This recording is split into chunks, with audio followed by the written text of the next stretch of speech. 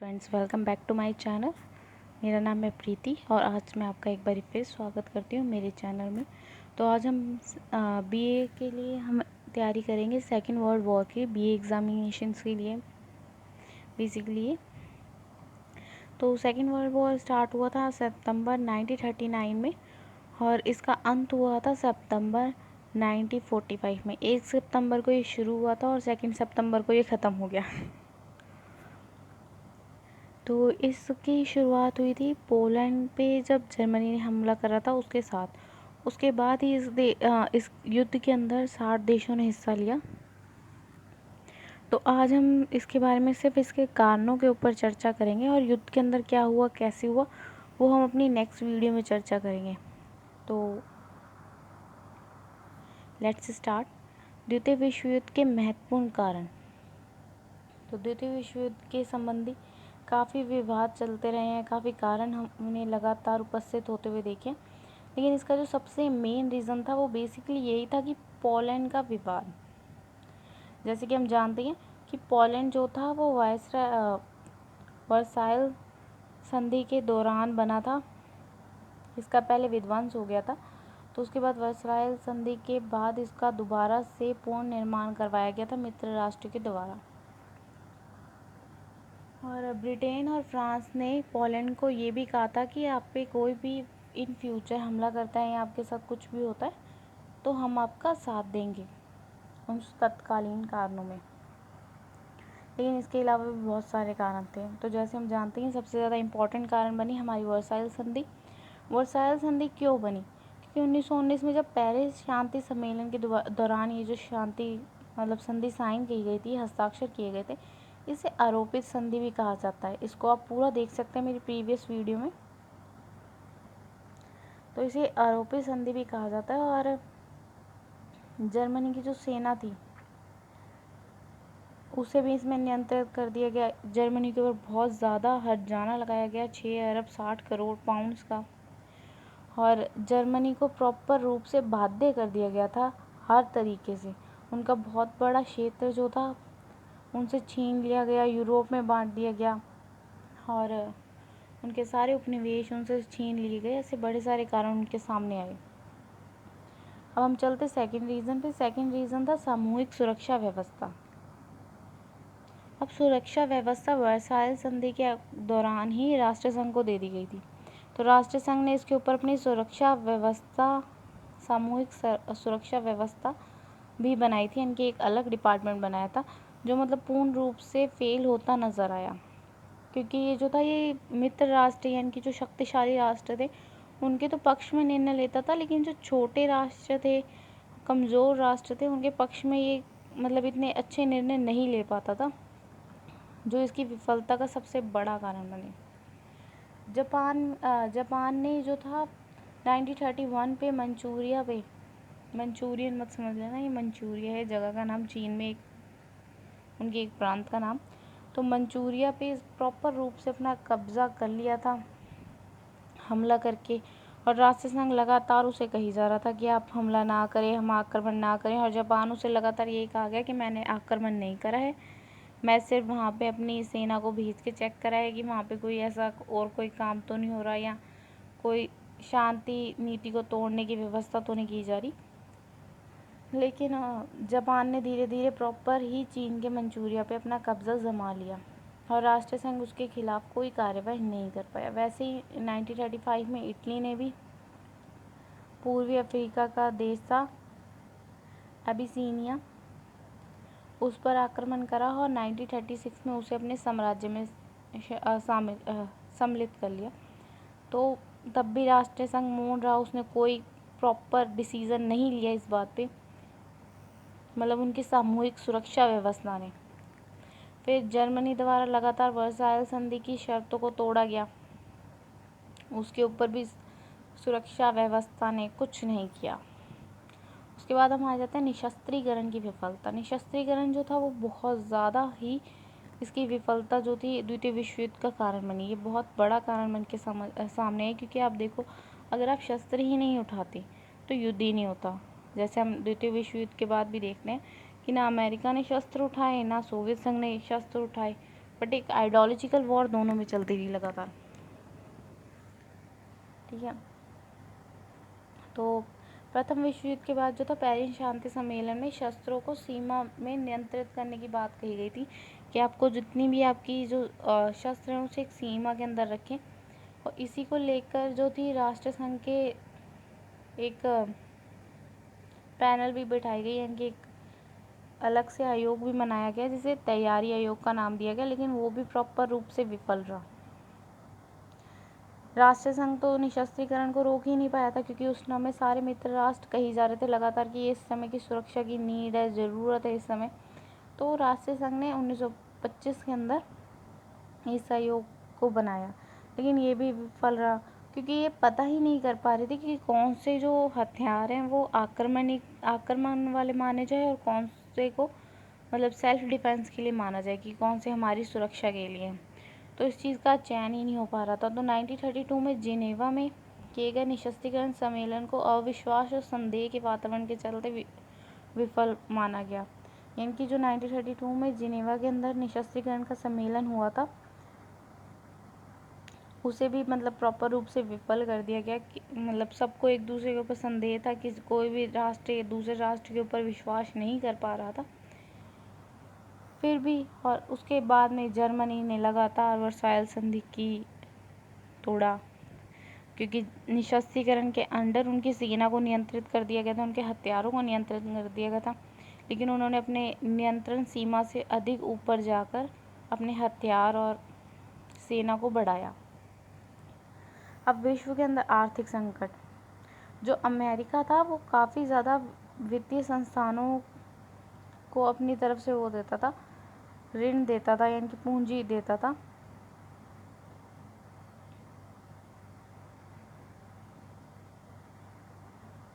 लेकिन लगा मतलब एकदम ही अचानक से अमेरिका ने 1929 में यूरोप के देशों को ऋण देना, यानी कि पूंजी देना बंद कर दिया, जिसके कारण क्या हुआ, एकदम से ही आर्थिक संकट आ गया। और ये आर्थिक संकट यूरोप के साथ साथ जर्मनी के ऊपर भी काफ़ी भारी पड़ा।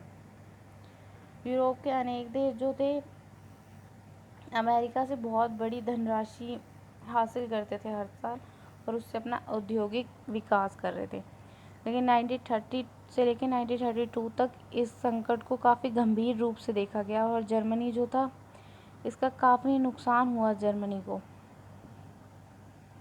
और क्योंकि जर्मनी के अंदर ही जो थे, पहले तो जर्मनी बहुत ज़्यादा कर दे रहा था, अपने कोयले की खदानों से कोयला भी यूरोप को दे रहा था, वहीं जो था जर्मनी को काफ़ी ज़्यादा इससे नुकसान होता नज़र आया, क्योंकि उनकी काफ़ी बड़ी जनसंख्या जो थी वो बेरोजगार हो चुकी थी इसके चलते। तो जर्मनी ने भी निश्चय किया कि अब मैं जो क्षतिपूर्ति भुगतान जो था जो उसका, कि मैं अब इस साल से नहीं करूँगा। उन्होंने भी अपनी क्षतिपूर्ति को मना कर दिया कि हम नहीं कर सकते।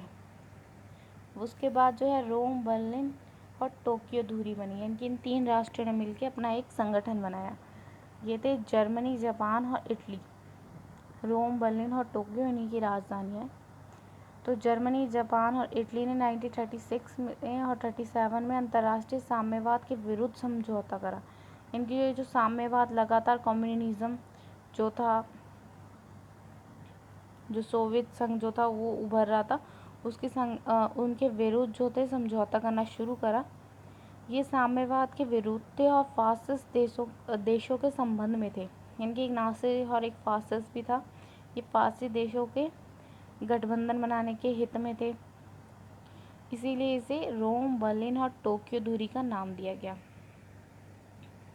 इसका स्पष्ट लक्ष्य ये था कि साम्राज्यवादी व्यवस्था का विस्तार किया जा सके। अब इसमें कंफ्यूज मत होना, कहीं कहेंगे कि साम्यवाद और साम्राज्यवाद एक ही होता है। साम्यवाद कम्युनिज्म को कहते हैं और साम्राज्यवाद एक हिसाब का कॉलोनी हो गया, उपनिवेशवाद के तौर का ही एक तरीका हो गया।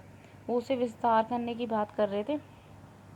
इन्होंने युद्ध पे बल दिया, यानी कि इन्होंने कहा कि अपने आप को साबित करना है तो युद्ध से अच्छी चीज़ और कोई नहीं हो सकती, और ये शांति के खिलाफ थे।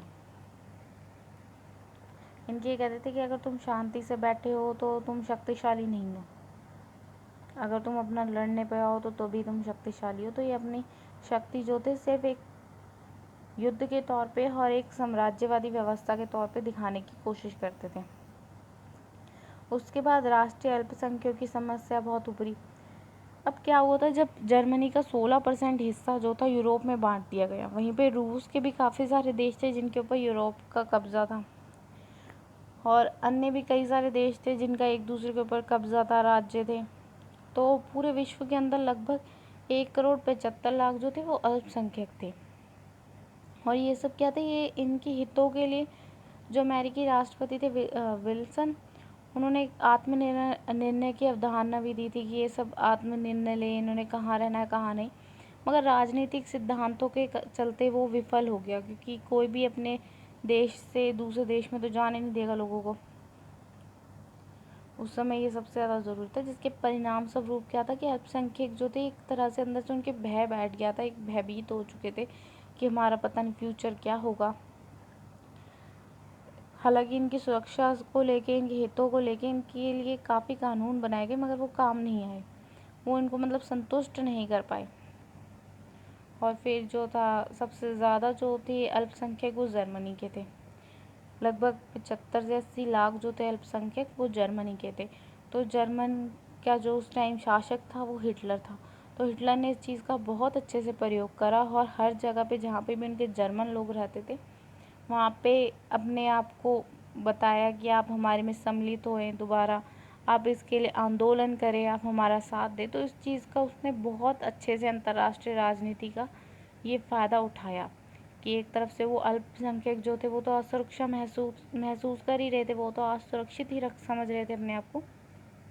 तो उन्होंने इस चीज़ का काफ़ी ज़्यादा फ़ायदा उठाया और आंदोलन कराने शुरू कर दिए। फिर तुष्टीकरण की नीति। अब याद रखना, तुष्टीकरण मतलब एक हिसाब से शांति या मनोहित करना, इनके एक तरीके से शांति बनाए रखने की नीति जो थी वो भी काफ़ी विफल हुई। प्रथम विश्व युद्ध के उपरांत जो था, फ्रांस और ब्रिटेन के जो संबंध थे वो बीच बीच में बिगड़ने शुरू हो गए थे, क्योंकि ब्रिटेन तो स्टार्टिंग से ही अपने आप को सर्वशक्तिमान समझता है। तो ब्रिटेन ने अपने आप की जो प्रभुसत्ता थी वो और स्ट्रॉन्ग करने के लिए फ्रांस से थोड़ा हटना शुरू करा, उन दोनों के बीच में मतभेद होने शुरू हो गए, और उन्होंने अंतर्राष्ट्रीय राजनीति के अंदर ब्रिटेन ने दोबारा हिस्सा लेना शुरू करा अलग से। ठीक है, उसी को ध्यान में रखते हुए ब्रिटेन लगातार जो था सोवियत संघ के साथ भी अपनी नीतियों, मतलब अपने संबंध बनाने की कोशिश कर रहा था, मगर वो विफल रहा। हर बारी उनके साथ कोई भी संधि या कुछ भी तरीके का गठबंधन नहीं हो पाया। वहीं पे नासिस फासिस्ट की शक्तियों को चलते ब्रिटिश विदेश नीति द्वितीय विश्व युद्ध का सबसे बड़ा कारण बनी। इनकी जो तुष्टीकरण नीति थी ये भी सेकेंड वर्ल्ड वॉर का एक बहुत बड़ा कारण बनी, और जर्मनी के अंदर इसी समय जो हिटलर था वो प्रॉपर रूप से सामने आया था, पूरा उभर के। लेकिन जैसे ही हिटलर का उदय हुआ वैसे ही ब्रिटेन और फ्रांस ने दोबारा से अपना एकीकरण कर लिया, और जो ब्रिटेन था वो दोबारा से अपनी विदेश नीति को भी संभालता हुआ नज़र आया, और फ्रांस की विदेश नीति को भी संभालता हुआ नज़र आया। दोनों ने एक साथ मिलकर काफ़ी ज़्यादा अपनी विदेश नीतियों में सुधार करे, और अंतर्राष्ट्रीय स्तर पे काफ़ी कोशिशें करी। तो वहीं पे ये साम्यवाद के प्रभाव को रोकने की कोशिश कर रहे थे बार बार, कि साम्यवाद का प्रभाव जो है वो लगातार कम होता नज़र आए, कम हो, मगर वो भी विफल हो रहा था। और वो चाहता था कि सोवियत संघ की जो शक्तियाँ हैं वो भी नियंत्रित हो, या फिर सोवियत संघ हमारे साथ संधि कर ले, या फिर वो अपनी शक्तियाँ नियंत्रित कर ले, मगर वो भी होता हुआ नज़र नहीं आ रहा था।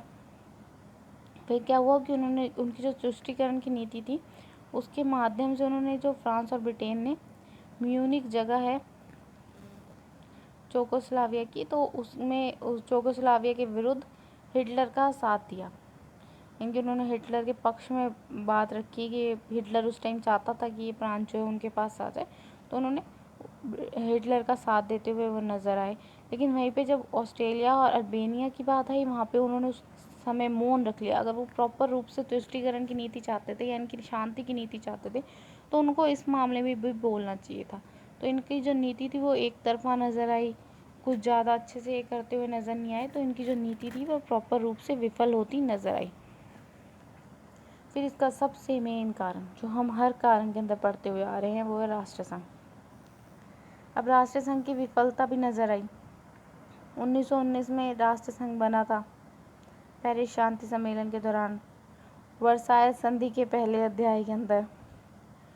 तो इसके अंदर क्या था, बेसिकली इसके जो मेन सदस्य थे वो सारे मित्र राष्ट्र थे और अन्य राष्ट्र को सदस्यता लेनी ही बहुत मुश्किल थी और जिनको मिलती थी वो भी बहुत जल्दी त्याग देते थे या उन्हें निकाल दिया जाता था।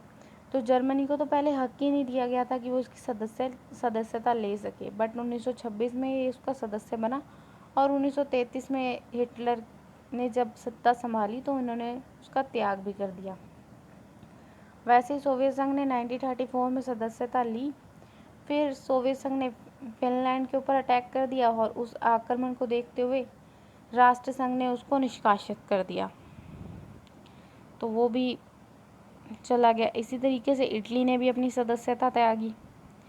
अब राष्ट्र संघ के काफ़ी सारे दोष भी थे, संरचना ही दोषपूर्ण थी। हर विषय को वो चाहते थे कि सर्वसहमति से ही बनाया जाए, मतलब सर्वसहमति से ही निर्णय लिया जाए, बट वो कभी सफल नहीं हो पाए इस चीज़ में, क्योंकि निर्णय लिया ही नहीं जाता था, किसी की सर्वसहमति होती ही नहीं थी एक निर्णय के ऊपर। और राष्ट्र संघ के पास कोई अपना सुरक्षा बल नहीं था, कोई उसके पास उनकी सैनिक शक्ति नहीं थी, जिसके कारण कि अगर कोई देश किसी पे आक्रमण कर रहा है तो वो उसका जवाब दे सके या उन्हें दंड दे सके अपने सैनिकों के द्वारा। तो ऐसी कोई भी शक्ति राष्ट्र संघ के पास नहीं थी, इसलिए वो एक तरीके से बलहीन था। राष्ट्र संघ की दृष्टि में मौलिक भेद सभी देशों को लेकर, ये तो हम स्टार्टिंग से ही देख के आए। राष्ट्र संघ जो था वो शक्तिशाली देशों के साथ होता था और कमज़ोर देशों के हित में इतना नहीं बोलता था। तो एक तरीके से कह सकते हैं कि मौलिक भेद था उनकी आंखों में, मतलब राष्ट्र संघ के अंदर हर देश को लेकर ही, कि जो शक्तिशाली है उनका समर्थन करना, जो कमज़ोर है उनके इतना उनके लिए मतलब नहीं स्टैंड लेना। अधिकांश देश जो थे वो दिखावे के लिए थे, जैसे हम सोवियत संघ देख सकते हैं, वो भी दिखावे के लिए है थोड़े टाइम के लिए।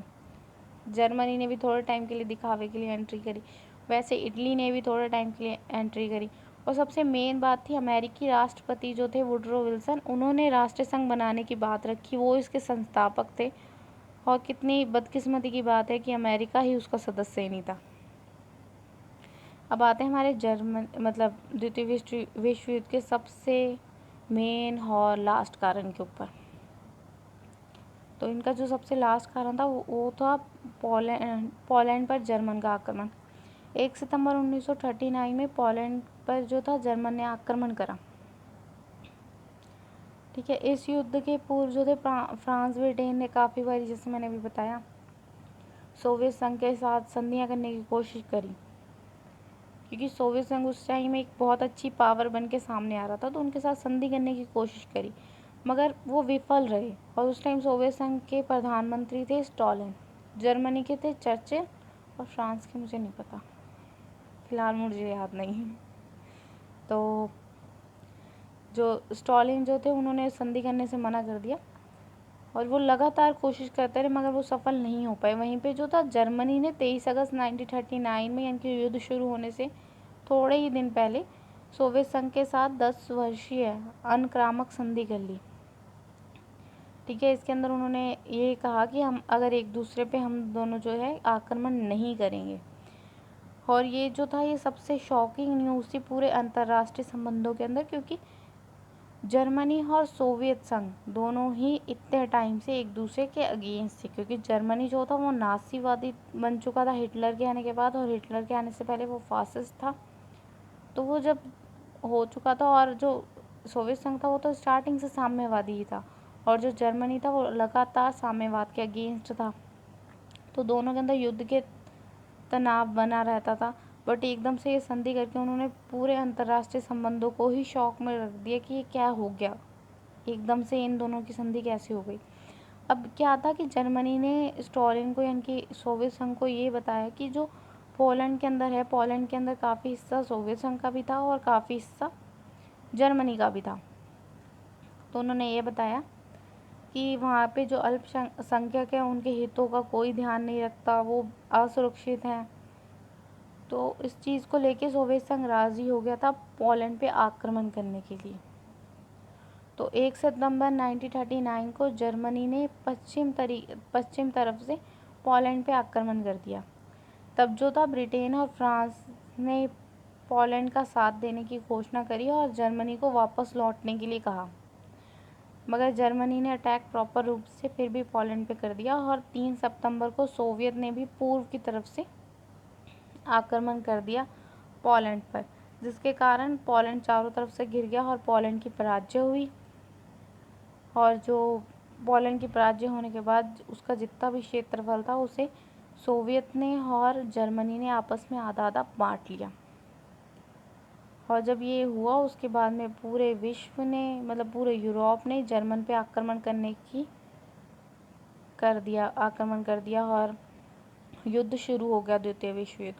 अब इसके अंदर क्या था, ये जो इन्होंने संधि करी थी जर्मनी ने सोवियत संघ के साथ, ये जर्मनी एक्चुअल में जो इसका मतलब राज था वो बाद में खुला 1945 के बाद में। जर्मनी चाहता था कि मैं पहले तो पोलैंड पे आक्रमण कर दूं, फिर जीत जाऊं, फिर उसके जीतने के बाद मैं सोवियत संघ पर आक्रमण कर दूं और उसे भी जीतने की कोशिश करूं। बट ऐसा पॉसिबल नहीं हो पाया क्योंकि जर्मनी पर ही उसके बाद आक्रमण हो गया। और इसके बाद हम अपनी नेक्स्ट वीडियो में करेंगे युद्ध के आरंभ से लेके अंत तक, यानी कि युद्ध की स्टार्टिंग जो सेकेंड वर्ल्ड वॉर की स्टार्टिंग हुई थी उससे लेके एंड तक उसके बीच में ऐसे कौन कौन से इम्पॉर्टेंट इवेंट्स हुए थे जो कि वर्ल्ड हिस्ट्री के अंदर नोटेबल हो गए। तो हम वो करेंगे कल। हम एक शॉर्ट वीडियो के अंदर, एक 5 से 6 मिनट की वीडियो के अंदर वो ख़त्म हो जाएगा। और इस युद्ध का जो ये तो स्टार्टिंग हुई, अंत हुआ जब परमाणु बम गिरा गया मतलब अमेरिका द्वारा जापान के हिरोशिमा और नागासाकी पर। वो फेंका गया था 23 अगस्त 1945 को और युद्ध रोका गया 2 सितंबर 1945 को। तो उस दौरान क्या हुआ, कैसे हुआ, वो हम नेक्स्ट वीडियो में डिस्क्राइब करेंगे। आपको अगर ये समझ आया हो तो आप मुझे ज़रूर बताइएगा, और अगर बीच में कुछ मिसअंडरस्टैंडिंग हुई हो या कुछ समझ ना आया हो तो पूछ सकते हैं आप मुझसे। बाकी थैंक यू। होपफुली आपको वीडियो अच्छी लगेगी। अगर अच्छी लगे तो लाइक, शेयर एंड सब्सक्राइब ज़रूर करिएगा। Thank you for watching. Bye bye.